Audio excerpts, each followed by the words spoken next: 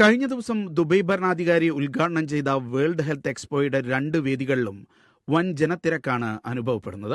നേരത്തെ Arab health എന്ന പേരിൽ സംഘടിപ്പിച്ചിരുന്ന മേളയാണ് ഇത്തവണ മുതൽ വേൾഡ് ഹെൽത്ത് എക്സിബിഷനായി മാറിയത്.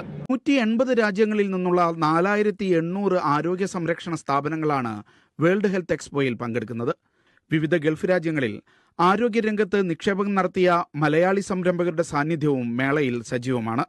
UAE ഉൾപ്പെടെ വിവിധ ഗൾഫ് രാജ്യങ്ങളിൽ പ്രവർത്തനം കൂടുതൽ ശക്തമാക്കുമെന്ന് എക്സ്പോയിലെത്തിയ Shifa Al Jazeera medical group vice chairperson Nasia Muhammad Rabeehi പറഞ്ഞു. It's not UAE alone, it is all over GCC. We have a couple of projects coming in Kuwait, that is Salmi and Jahra. In Dubai also we have a couple of projects, in Sharjah, Ajman.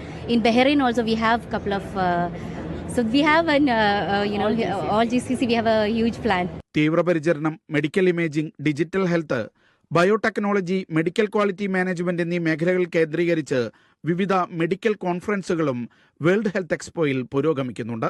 Dubai world trade centre, Dubai expo city എന്നിങ്ങനെ 2 വേദികളിലായി 3 ദിവസം നീളുന്ന ഈ മേളയിൽ 2.5 ലക്ഷം പേരാണ് എത്തുന്നത്. യാസിർ അറഫാദിനൊപ്പം Shino Shamsuddin, media 1, Dubai. World Health Expo is a platform where global healthcare leaders get together to share ideas, to showcase innovation and to build partnership that can bring tremendous impact in the healthcare industry.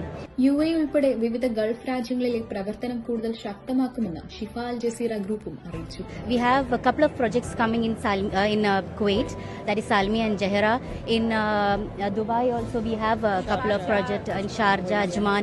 In Bahrain also we have a couple of so we have all GCC we have a huge plan. 150 രാജ്യങ്ങളിൽ നിന്നുള്ള 4800-ലധികം ആരോഗ്യ സംരക്ഷണ സ്ഥാപനങ്ങളാണ് world health എക്സ്പോയിൽ പങ്കെടുക്കുന്നത്.